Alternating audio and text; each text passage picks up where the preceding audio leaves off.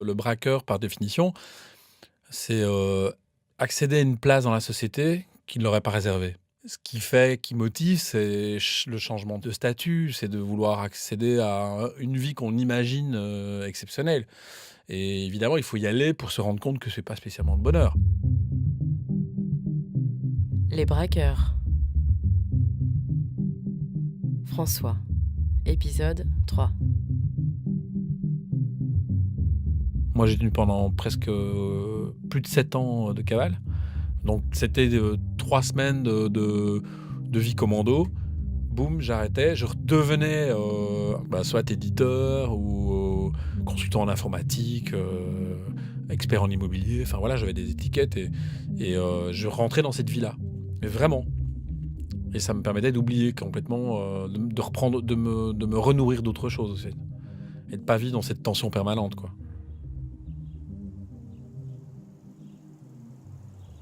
Parce qu'en fait, vivre en cavale, c'est plus c'est gros, plus ça passe. Et plus on le vit bien, si on est presque avec pignon sur rue, on oublie presque. J'aurais sursauté presque si on m'avait appelé par mon vrai prénom.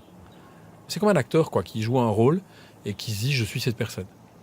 Donc c'était deux vies, c'est schizophrène, mais en même temps, ça m'a permis de vivre comme ça pendant quelques années, quoi. Ah, j'avais plusieurs noms, j'avais franc vert, j'avais des noms d'emprunt, je vais pas les citer parce que les gens qui sont vraiment des gens connus. En fait, le principe, c'est de prendre une doublette de leur identité et de me faire des vrais papiers. Avec leur identité, c'est qui permet de voyager, d'avoir un passeport, d'avoir tous les documents nécessaires. Moi, je dis que la cavale, c'est l'école du civisme aussi. Puisque vous roulez à 120, vous mettez votre ceinture, vous respectez les feux, vous ne faites pas de grabuge avec les voisins, vous n'allez pas commencer à mettre de la musique à 22h pour... on fréquente des gens plutôt bourgeois, qui ont une vie bien installée, qui sont au-dessus de tout soupçon. Et c'est ce que je faisais, en fait. Il faut une couverture qui permet de justifier mon train de vie. Donc je vous donne un exemple, si je vais par exemple au Venezuela et je fais du cheval, j'ai 3-4 chevaux de course, je vais fréquenter des gens qui font aussi du cheval et qui sont dans ce milieu-là. Je m'invente une vie, quoi. Mais il faut que ma vie corresponde à une réalité. Et donc ça coûte de l'argent. C'est pour ça que je vous dis qu'entre le jeune braqueur de 22 ans qui a des rêves d'extrême gauche et de vouloir changer le monde, après je suis venu un civiliste bourgeois qui s'enrichissait, qui finalement qui voulait avoir sa place dans la société.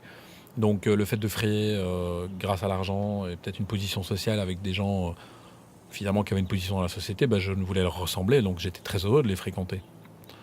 Et, euh, et donc il n'y avait pas de lutte, c'était complètement de la jouissance de la vie, quoi. Je résumerais ça à ça. Une vie de braqueur, c'est ça, hein. C'est jouir de l'instant.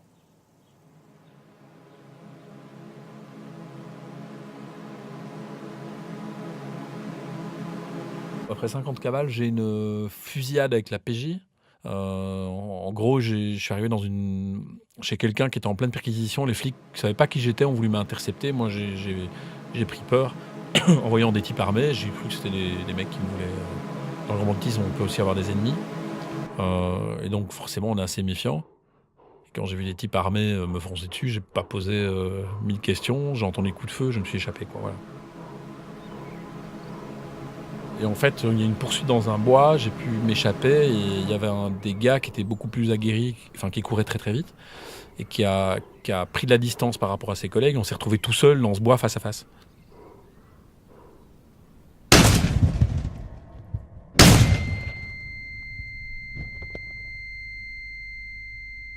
Et j'ai tiré une balle dans chaque jambe, quoi. J'ai tiré 2 fois. Il s'est écroulé, je me souviens très bien du sang que j'ai vu gicler, du hurlement de la personne.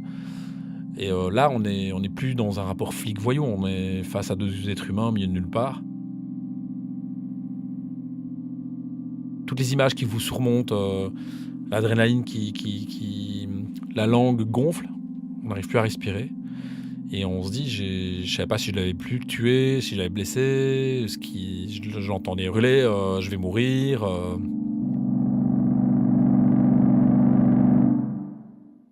Et voilà, c'est un cri d'horreur, quoi. C'est quelque chose c'est assez terrible de se rendre compte qu'on est la cause de ça. Et on a presque envie d'aller l'aider, quoi. C'est très bizarre comme réaction. Et je pense à mon petit garçon à ce moment-là, et je pense à me sauver. Bon, les balles sifflent, ça tire, je dévale un talus, je tombe au milieu de l'autoroute et je braque un véhicule au milieu de la route. Il y a un type qui s'arrête, vu que je suis de la police, il me donne son véhicule, il sort, là, il y a des impacts de balles qui vont se percuter dans les voitures. Enfin, je me dis, j'échappe à la mort, quoi. Après, j'ai appris évidemment que c'était un officier de la police judiciaire. Je me suis dit là, je sais que si tu continues, tu vas tuer.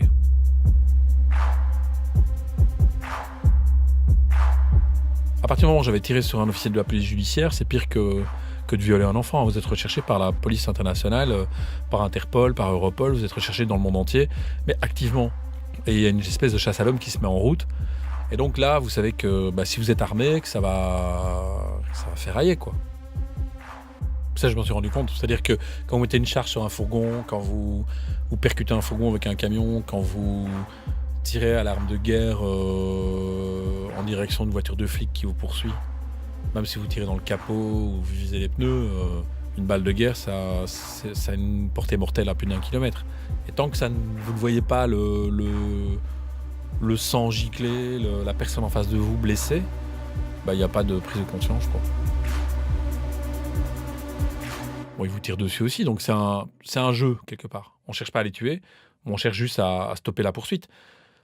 Mais c'est beaucoup de chance, évidemment. Je pensais jamais faire couler le sang, et je l'ai fait. Et j'ai abandonné mon flingue, quoi. Donc comme j'avais envie de vivre, et que j'avais pas envie de tuer, j'avais pas envie d'être un meurtrier, et que je me dis, je vais vivre en cavale de manière me fondre dans la masse, essayer de vivre comme ça, avec ce que j'avais évidemment comme argent planqué, et de me débrouiller pour ne plus aller en reprendre, parce que c'était une chaîne sans fin, en fait. Plus vous prenez de l'argent facilement, plus vous le dépensez facilement. Donc à partir du moment où vous décidez d'arrêter, vous avez un budget, vous dites, oui, il faut que je monte une affaire, que je trouve un moyen de vivre en cavale. Et j'ai monté une maison d'édition, j'ai commencé à vendre des livres et vendre du para-BD, donc des planches de BD, racheter des planches de BD à des auteurs de BD. Ce qui m'a permis aussi de me rapprocher de ce milieu artistique que j'avais quitté. Et ce qui m'a permis de bien vivre pendant toutes ces années. Et en même temps, d'avoir une couverture, puisque je disais que j'étais éditeur et marchand d'art.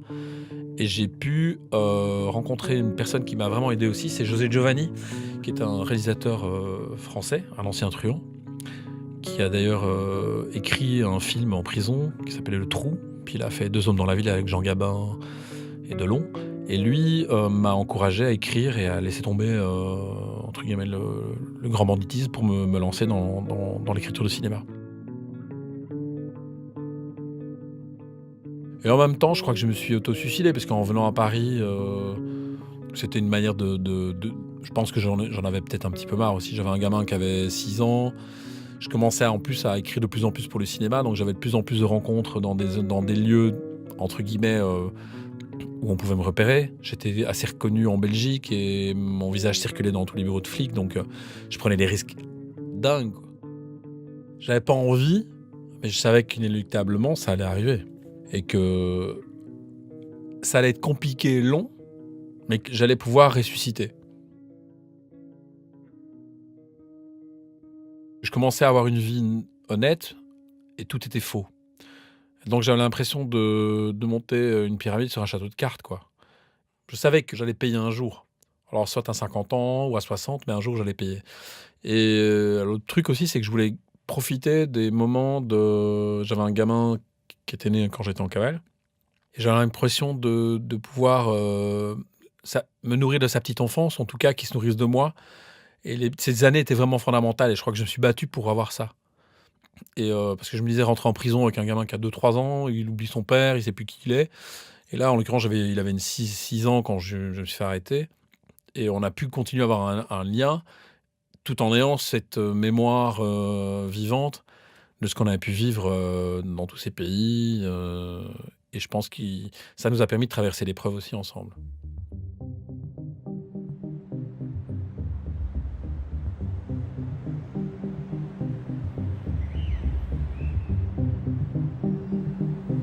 Donc quand je me suis arrêté à Paris, en fait, avenue Montaigne, en face d'RTL, en 2004. J'ai eu une poursuite dans la ville, je me suis réfugié dans un appartement en disant à une femme que j'étais de la police. Et je me suis planqué chez elle pendant plusieurs heures. Et les flics ont ratissé tous les appartements aux alentours. Et finalement, elle a pris peur, elle a cru qu'un flic était un des voyous recherchés, parce que j'avais dit qu'il y avait un voyou qui était recherché dans le quartier, et que j'étais là pour la protéger. Et en fait, donc ça durait pendant des heures, et elle me prépare un thé. Moi, je suis planqué en regardant ce qui se passe par la fenêtre. Et puis, pendant que je fais ça, elle est de l'autre côté de l'appartement, elle voit un type qui la braque avec une arme, elle croit que c'est le braqueur, mais en fait c'est un flic. Donc elle quitte l'appartement, elle descend les escaliers, quand elle arrive en bas, elle crie « Je suis avec votre collègue, je suis avec votre collègue », et là, j'entends que ça gueule, et puis un silence de mort.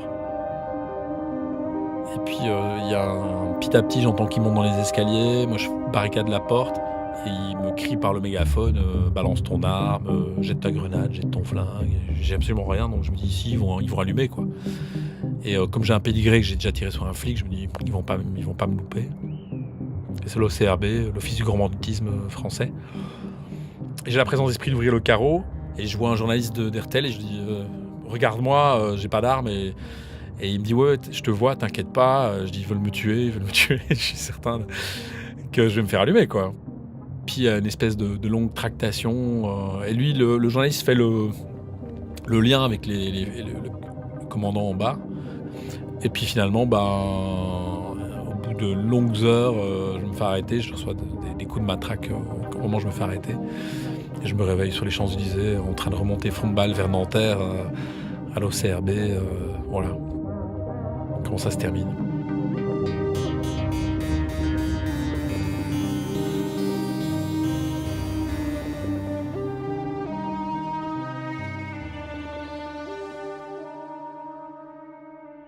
Là, je me retrouve à la prison de la Santé, en haute sécurité.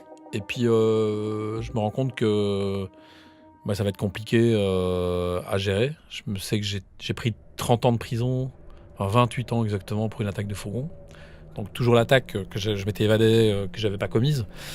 Je sais que j'ai la fusillade avec les flics, plus des dizaines et des dizaines de braquages.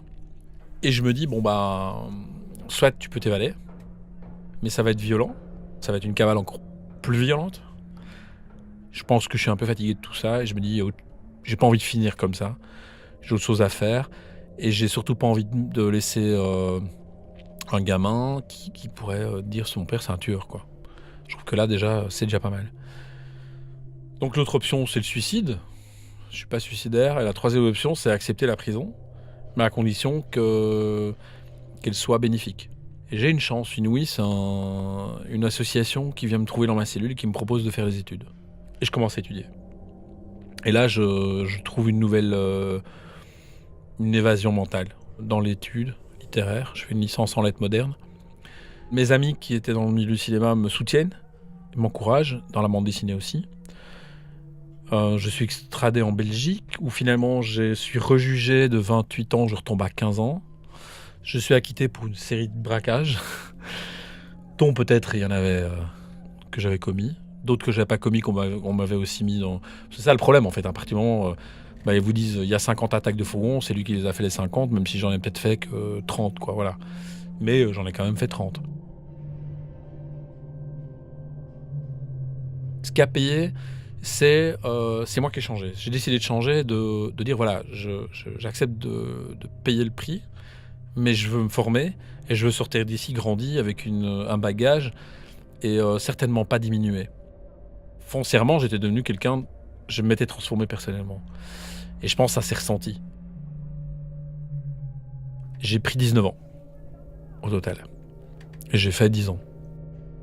À partir du moment où j'acceptais la détention et pas de m'évader à nouveau, il était impensable que je récidive en sortant. Donc je me suis complètement éloigné de ce milieu. J'ai commencé à fréquenter même en prison des gens qui étudiaient, qui étaient dans les mêmes dispositions, dans le même état d'esprit. Je vous assure que passer autant d'années et puis se battre pour avoir un diplôme et réussir plusieurs diplômes, c'est chaque fois une étape. Et puis mon fils aussi, qui m'accompagne également, mais principalement mon fils avec qui je m'étais engagé, c'est-à-dire qu'il est venu me voir quasiment toutes les semaines au parloir. J'avais vraiment pas envie de lui faire vivre toutes ces années pour après, bêtement, aller me tout flinguer en un instant pour de l'argent, quoi.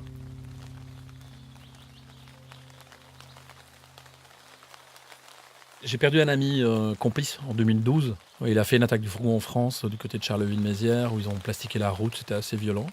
Donc la charge a explosé, il s'est mal positionné. Et il y a un morceau de charnière qui est allé se loger dans son oreille. Il est décédé sur place. Et c'était un garçon, un bon gars, qui avait raccroché pendant au moins 10-15 ans. Et qui est remonté au charbon, comme on dit, avec des plus jeunes. Et il a voulu refaire un coup. Peut-être une manière de ne pas vieillir, de ne pas vouloir accepter de changer de vie. Et il s'est dit, je vais remonter sur un coup. Et voilà, ça s'est mal terminé pour lui. C'est ça, je me dis, j'aurais pu en faire partie, quoi. J'aurais pu continuer à vivre dans ce milieu-là et me retrouver à 50 ans avec des 20 ou 30 ans de prison. C'est-à-dire vous finissez vos jours en prison, quoi. C'est quand même très triste. Je suis sorti de prison en 2010 et j'ai trouvé tout de suite un éditeur qui était Le Lombard, donc un éditeur belge de bande dessinée, où j'ai signé un premier album en tant que scénariste. Et après, j'ai eu la chance j'ai commencé à écrire pour le cinéma et j'ai proposé un scénario dans une boîte de production belge qui est Versus Production et qui m'ont proposé d'écrire et de réaliser un film. J'en suis à mon 2e et il y a un 3e en route. Ça a mis 10 ans, plus que 10 ans, puisque j'ai commencé, on va dire, un travail depuis 2001 jusqu'à aujourd'hui 2015. Un travail sur moi, de changement profond. Mais il a fallu tout ce temps pour arriver à ça, quoi. Je vis avec beaucoup moins de moyens qu'avant. J'aime pas le mot, mais j'ai des idées plutôt d'extrême gauche, c'est-à-dire que l'argent m'intéresse plus. Et c'est la création qui m'intéresse. Et je retrouve une excitation beaucoup plus forte encore que le banditisme. Quand vous créez et que vous libérez une œuvre, il y a un moment donné, vous avez ce même orgasme que je pouvais retrouver sur un braquage. En tout cas, dans la réussite d'un braquage. Et en fait, ce fric, c'est une espèce de libération d'endorphine qui vous dit « je peux avoir tout ce que je veux ». Mais vous n'allez pas chercher tout ce que vous voulez, vous ne pouvez même pas. Quand vous libérez ça dans la création, c'est une jouissance qui est beaucoup plus longue. Et je pourrais comparer un orgasme sans amour et un orgasme avec amour. Voilà.